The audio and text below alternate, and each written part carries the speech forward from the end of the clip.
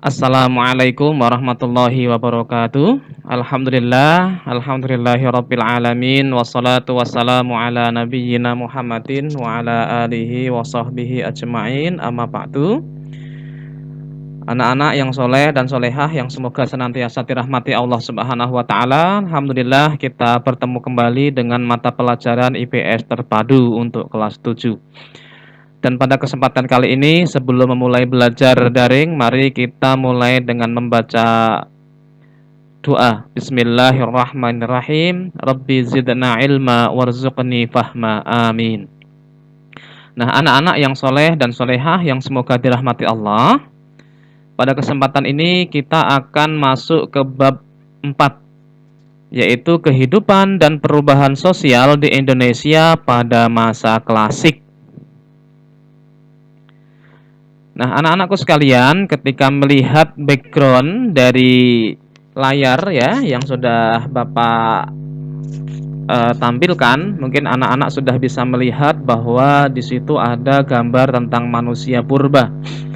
Maka pada bab kali ini kita akan membahas setiap peristiwa dalam kehidupan manusia tidak mungkin terlepas dari prinsip berpikir kronologis, perubahan dan kesinambungan. Di dalam perubahan itu masih ada hal-hal yang terus berlanjut atau masih berkesinambungan. Sebagai contoh, setelah berakhirnya masa praaksara, berubah ke zaman Hindu, Buddha, dan Islam. Masyarakat yang tadinya belum mengenal tulisan, kemudian sudah mengenal tulisan. Namun, tradisi kebudayaan dari batu di zaman praaksara masih terus berlanjut pada zaman Hindu, Buddha, dan Islam. Maka bagaimanakah proses kehidupan dan perubahan sosial di Indonesia pada masa klasik? Maka mari kita bahas pada kesempatan ini, perhatikan dengan baik, semoga bisa dipahami.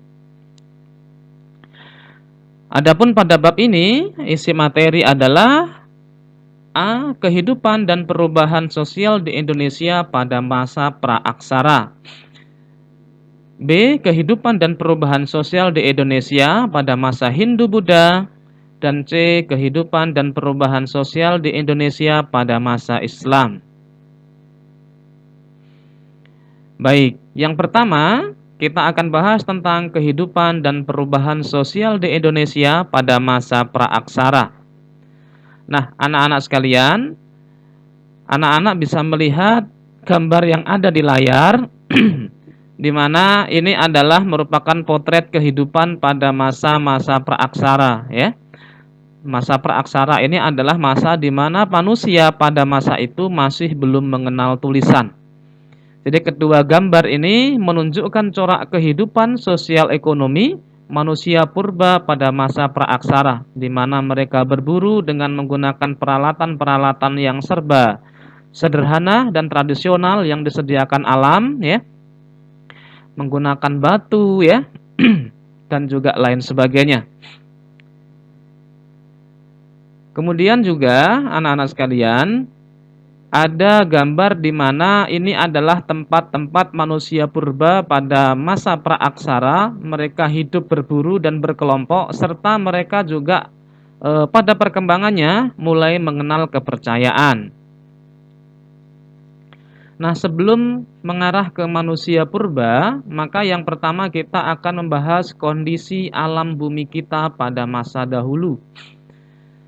Tuhan menciptakan bumi ini melalui suatu proses. Berjuta-juta tahun yang lalu, bumi ini tidak persis seperti yang kita lihat sekarang.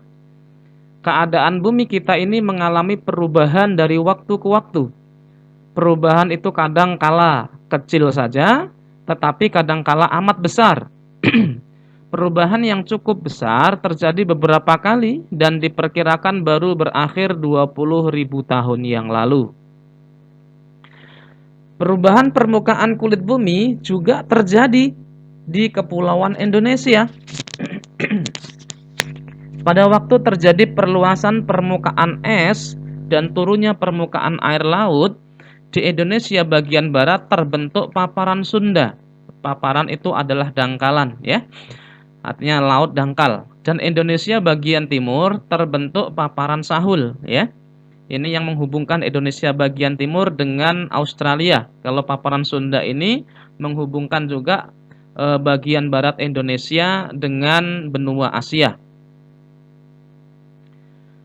Paparan Sunda menghubungkan Jawa, Sumatera, Kalimantan, dan hampir seluruh Nusa Tenggara dengan daratan Asia.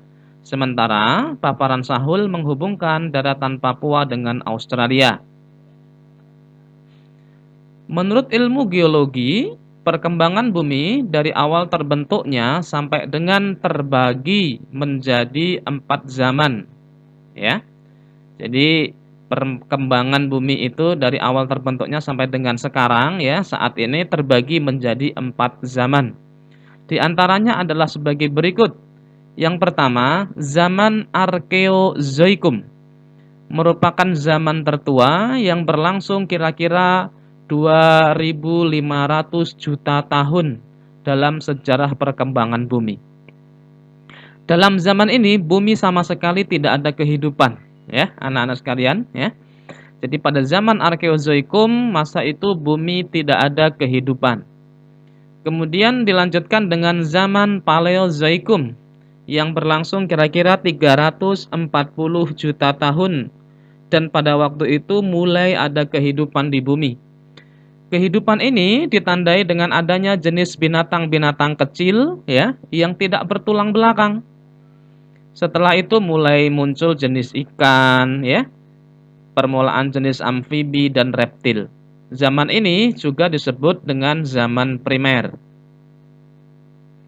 Kemudian zaman Mesozoikum berlangsung kira-kira 140 juta tahun. Ini juga sering dinamakan dengan zaman sekunder.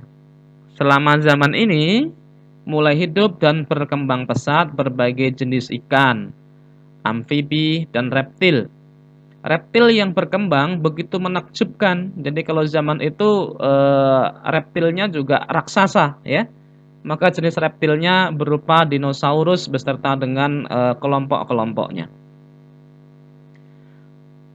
Berikutnya zaman Neozoikum.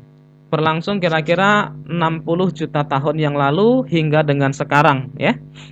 Zaman ini terbagi menjadi zaman tersier dan kuarter. Pada zaman tersier, jenis binatang menyusui berkembang lebih sempurna. Sedangkan jenis reptil mulai berkurang ya. Jenis kera mulai berkembang pada masa zaman Neozoikum. Baik, kita melangkah ke munculnya jenis manusia purba. Setelah bumi mulai tertata, anak-anak sekalian, Tuhan menciptakan jenis spesies manusia purba dan kemudian Homo sapiens. Harus dipahami bahwa manusia yang dimaksud di dalam ini berbeda dengan manusia sekarang, ya. Berbeda. Keberadaan manusia purba dapat diketahui dari fosil-fosil yang ditemukan melalui berbagai penggalian. Apa itu fosil? Anak-anak sekalian mungkin bertanya. Fosil itu adalah sisa-sisa tumbuhan, hewan, dan bekas kerangka manusia yang sudah membatu ya, karena sudah berjuta-juta tahun yang lalu. Kemudian fosil-fosil ini kita dapat memperkirakan kehidupan manusia purba tersebut ya, sudah berapa juta tahun yang lalu. Fosil kemudian dapat memberi petunjuk tentang keadaan dan kehidupan manusia purba. Sering disebut dengan fosil pandu ya, atau late fossil. Nah, adapun manusia purba jenis pertama itu adalah jenis Meganthropus. Kelompok jenis Meganthropus merupakan jenis manusia purba yang paling tua. Nah, jenis makhluk ini diperkirakan hidup sekitar 2 atau 1 juta tahun yang lalu ya, sekitar masa Pleistosen awal. Tubuh manusia purba ini berukuran besar ya, sesuai dengan namanya ya. Rahangnya sangat kuat dan gigi gerahamnya besar-besar. Jenis manusia purba ini hidup dengan mengumpulkan makanan ya, terutama tumbuh-tumbuhan. Fonis jenis Meganthropus ditemukan di Sangiran ya. Sangiran ini adalah salah satu daerah yang ada di Kabupaten Sragen ya, di Jawa Tengah oleh Koenigswald. Manusia purba jenis Meganthropus ini dinamakan Meganthropus palaeojavanicus atau manusia raksasa Jawa purba ya. Mereka diperkirakan hidup pada zaman Paleolitikum. Manusia purba kedua dengan jenis Pithecanthropus. Manusia purba yang termasuk jenis Pithecanthropus tampaknya cukup berkembang di berbagai tempat di dunia. Tentu termasuk di Indonesia ya, jenis ini juga cukup banyak. Hal itu dapat dibuktikan dengan banyaknya fosil-fosil yang ditemukan ya. Pada tahun 1890 sampai 1892, Eugene Du Bois menemukan beberapa fosil manusia purba di daerah Trinil ya.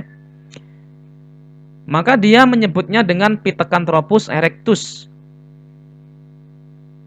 Pithecan artinya adalah kera ya. Anthropus artinya manusia dan erectus artinya berdiri atau berjalan tegak.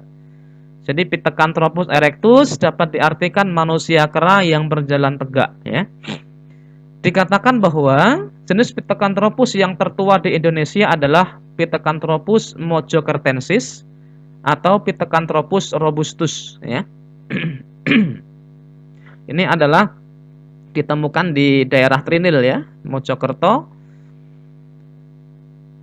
Kemudian jenis manusia purba berikutnya adalah jenis Homo.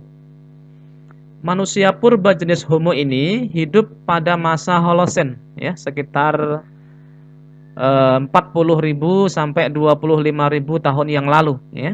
Jadi berdasarkan penemuan fosil di Ngandong ya oleh Terhar dan Oppenot serta penyelidikan oleh Van Koenigswald ya, disimpulkan bahwa jenis Homo ini lebih tinggi tingkatannya dibandingkan dengan jenis Pithecanthropus tadi.